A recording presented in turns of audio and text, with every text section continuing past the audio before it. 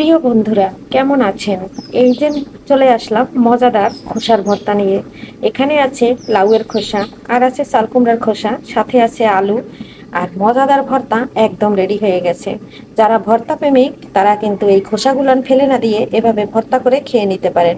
কাছে এবং দূরে, দেশ ও দেশের বাইরে থেকে যারা আমার ভিডিও দেখছেন এবং সবসময় দেখে থাকেন, সুন্দর সুন্দর কমেন্ট করেন, ভালোবাসা জাগান, তাদের জন্য রইল মন থেকে অক্লান্ত ভালোবাসা এবং শুভকামনা, আশীর্বাদ, দোয়া রইল সবার জন্য। এভাবে আমার পাশে থাকবেন, ভিডিওটি একটা লাইক দিয়ে কন্টিনিউ করবেন। যদি ভালো লাগে ফ্রেন্ডস ফ্যামিলির কাছে শেয়ার করে দিতে পারেন যদি ভালো লেগে যায়। আর ভালো না লাগলে তো কথাই নাই, দেখতে দেখতে একটা সময় ভালো লেগে যাবে। আর এরকম ইউনিক ইউনিক রেসিপি পেয়ে যাবেন পাপড়ি কিচেনের সাথে থাকলে। নমস্কার বন্ধুরা, আমি পাপড়ি কিচেন অ্যান্ড ব্লগ থেকে চলে আসলাম নতুন একটা রেসিপি নিয়ে। এখানে দেখুন বন্ধুরা, আমি কিন্তু প্রচুর কিপটা মানুষ। এখানে নিয়েছি গাছের কুমড়া ফুল, আর এখানে নিয়েছি চাল কুমড়ার খোসা, আর এখানে নিয়েছি লাউয়ের খোসা, এখানে নিয়েছি আলু, সাথে নিয়েছি রসুন, আর নিয়েছি কাঁচা পাকা মরিচ, শুকনো মরিচ ফ্রিজে রাখতে রাখতে শুকিয়ে গেছে, তাই কিন্তু নিয়েছি। আর এটা দিয়ে হবে মজাদার একটা ভর্তা। আর যারা আছেন ভর্তা প্রেমিক তাদের জিভে কিন্তু একদম জল এসে যাবে। এখন আমি একটু জল দিয়ে সিদ্ধ করে নিচ্ছি। সিদ্ধ করে নিয়ে এটা হবে ব্লেন্ডারে ভর্তা।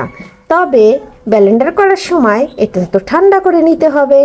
এখন আমি এগুলো একসাথে একটু লবণ দিয়ে আমি সিদ্ধ করে নেব। আর এই রকম মজাদার ভর্তা কে কে পছন্দ করেন এবং কে কে ভর্তা লাভার অবশ্যই আমাকে কমেন্ট করবেন। আশা রাখছি ভর্তাটা যেরকম দেখতে হবে খেতে কিন্তু দারুণ লাগে, কারণ আমি কিন্তু মাঝে মাঝেই তৈরি করে খেয়ে থাকি। আমি কোনো কিছুর খোসা ফেলি না। আর এটা কিন্তু গাছের কুমড়া ফুল একটা না বন্ধুরা, আরও 4-5টা, তাই সব ভাবলাম একটু দিয়ে দেই। এখন দিয়ে দিচ্ছি এই যে জল সিদ্ধ হওয়ার জন্য, আর দিয়ে দিচ্ছি লবণ।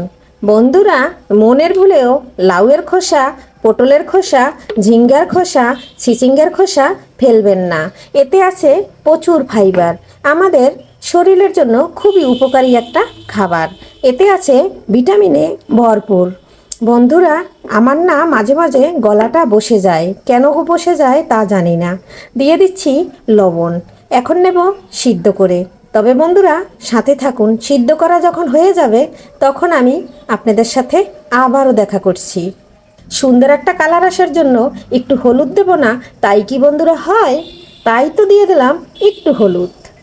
এখন আমি এটাকে ঢাকনা দিয়ে 10 থেকে 15 মিনিট সিদ্ধ করে নেব। পরে আবার দেখা হচ্ছে বন্ধুরা, সাথে থাকুন।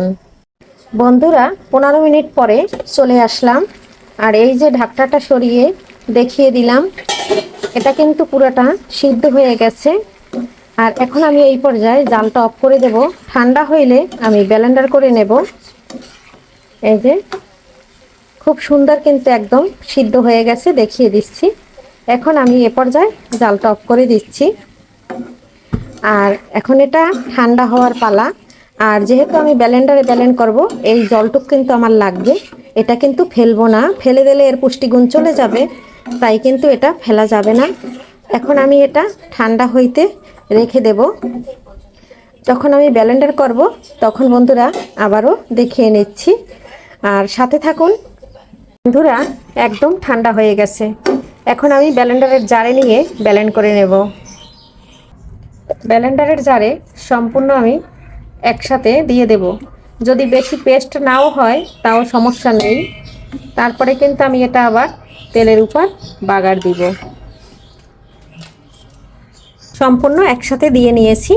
এখন আমি এই যে ব্লেন্ডারের বাটিটা আটকিয়ে নিচ্ছি, তারপরে কিন্তু ব্লেন্ড করে নেব। থাকুন সাথে, ব্লেন্ড করে আসতেছি। বন্ধুরা এই যে দেখুন ব্লেন্ডার করে নিয়েছি। এখন আমি এখানে ঢেলে দিচ্ছি। খুব সুন্দর করে ব্লেন্ডার করে নিয়েছি। আর এই যে অল্প অল্প কিছু ভিতরে হয়তো ছোট ছোট থাকতে পারে, এটা যদি থাকে খেতে কিন্তু বন্ধুরা ভালো লাগবে, তার জন্য এভাবেই করে নিলাম। আর একদম পুরোটা মিহি করেই নাই। বন্ধুরা, ভর্তাটা করার জন্য দিয়ে দিলাম ফ্রাই প্যানে তেল। ফ্রাই প্যানটা কিন্তু একদম গরম হয়ে গেছে। তেলের মধ্যে দিয়ে দেব এখন কালো জিরা। কালো জিরা দিলে পরে ভর্তার ফ্লেভারটা খুব সুন্দর আসে। কালো জিরাটা দিয়ে দিচ্ছি। আর কালো জিরা খাওয়া কিন্তু আমাদের শরীরের পক্ষে খুবই উপকারী। এখানে দেব টুকরা করে এই কাঁচামরিচ, মানে শুকনো মরিচ। শুকনো মরিচটা টুকরা টুকরা করে দিয়ে দিয়েছি। এখন এখানে দিয়ে দেবো পেঁয়াজ। পেঁয়াজটা দিয়ে নেড়ে চেড়ে ভেজে নেব। পেঁয়াজে দিয়ে দিচ্ছি একটু লবণ আর দিয়ে দিলাম সামান্য একটু হলুদ। এখন আমি নেড়ে চেড়ে পেঁয়াজটা খুব সুন্দর করে নরম করে ভেজে নেব। সামান্য একটু কালার আসতে পরে আমি দিয়ে দেব লাউয়ের খোসা আর চাল কুমড়ার খোসাটা যে ব্লেন্ডার করে রেখেছি সেটা দিয়ে দেবো। বন্ধুরা, যে কোনো ভর্তা বলেন, কারণ যে কোনো খোসার ভর্তা যদি এইভাবে করা হয় সেটা কিন্তু ভালো লাগে। তবে কালো জিরাটা কিন্তু আমাদের শরীরের পক্ষে খুবই উপকারী একটা ভালো খাবার। তার কারণ কালো জিরায় কিন্তু বীজ ব্যথা কমে, ওষুধি গুণে একদম ভরপুর। পেঁয়াজটা কিন্তু আমার ভাজা ভাজা হয়ে গেছে। পেঁয়াজটা বন্ধুরা হালকা ব্রাউন কালার হয়ে গেছে। এই পর্যায়ে আমি ব্লেন্ডার করে রাখা সবজির খোসাগুলো দিয়ে দিচ্ছি। এখন আমি নেড়ে চেড়ে মিশিয়ে নেব। আর এই যে যে জলটা আছে বন্ধুরা, সব কিন্তু একদম শুকিয়ে নেব। একদম মিশিয়ে দিয়েছি। বন্ধুরা, ভর্তাটার জলটা কিন্তু একদম শুকিয়ে গেছে। আর আমি কিন্তু খুব সুন্দর আস্তে করে জাল দিয়ে পুরো ভর্তাটা তৈরি করে নিচ্ছি। আর এভাবে কিন্তু আস্তে করে জাল দিয়েই কিন্তু ভর্তাটা রেডি করতে হবে। তাহলে কিন্তু জলটা শুকিয়ে যাবে আর ভর্তাটা কিন্তু কালার চেঞ্জ হবে না। জোরে জাল দিলে অনেক সময় লেগে যায়, সেক্ষেত্রে ভর্তার কিন্তু কালারটা অন্যরকম হয়ে যায়। আর দেখো বন্ধুরা, একদম আঠালো আঠালো হয়ে গেছে। আর এটা কিন্তু গরম ভাতের সাথে, খুদের ভাতের সাথে খুবই মজা লাগে। অনেকে ভর্তা প্রেমিক যারা, তারা কিন্তু রুটির সাথেও খেয়ে থাকে। যেমন আমার হাজবেন্ড, সে কিন্তু খুবই ভর্তা প্রেমিক, সে রুটির সাথেও ভর্তা খায়। আর এই ভর্তাটা কিন্তু খুদের ভাত বলুন ভাত বলুন সব কিছুর সাথে একদম জমে যায়। বন্ধুরা, যেমন দেখতে কিন্তু ভর্তাটা হয়েছে, আর এরকম রেসিপি কিন্তু আমি প্রায় প্রায় করে খেয়ে থাকি। আমার লাউয়ের খোসার ভর্তা আরও ইউটিউবে দেওয়া আছে, তবে আজকে কিন্তু আমি দুই ধরনের খোসা মিক্সড করে ভর্তা করেছি। বন্ধুরা, সম্পূর্ণ ভর্তাটা দেখুন, একটুও কিন্তু লাগে নাই। ফ্রাই প্যানে আলু দেওয়া আছে তারপরেও। আর ভর্তাটা কিন্তু আমার সম্পূর্ণ হয়ে গেছে। এই যে জলটা কিন্তু একদম শুকিয়ে গেছে। এখানে কিন্তু কোনো প্রকারে কোনো জলের ভাব নাই। কখন বুঝতে পারবেন, যখন এই যে পুরো ফ্রাই প্যান নাড়া দিলে একদম ঘটতেছে, তখন বুঝবেন যে এখানে কোনো জলের পরিমাণ নেই। তবে এই পর্যায়ে কিন্তু ভর্তাটা নামাতে হবে। আর বন্ধুরা, যদি পারেন ধনেপাতা দিবেন। আর আপনারা সরিষার তেলও দিতে পারেন। আজকে আমার বাসায় সরিষার তেল এবং ধনেপাতা দুটোর একটাও নাই, তাই কিন্তু আমি দিচ্ছি না। তাছাড়াও কিন্তু ভর্তাটা খেয়ে নেওয়া যাবে, খুবই মজা লাগবে। তবে ধনেপাতা দিলে খুব সুন্দর একটা ফ্লেভার আসবে।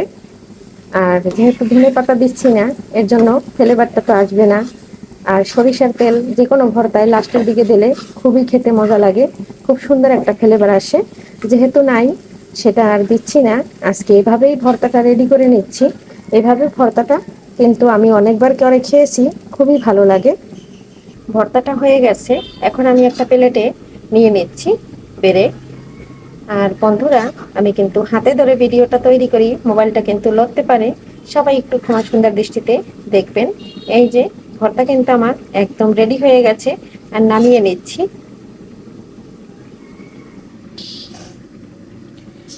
বন্ধুরা, কেমন লাগলো ভর্তা রেসিপিটা অবশ্যই জানাবেন। আর এভাবে একবার ভর্তা তৈরি করে খাবেন। আগামী ভিডিও আমন্ত্রণ জানিয়ে এখানে বিদায় নিচ্ছি বন্ধুরা, বাই।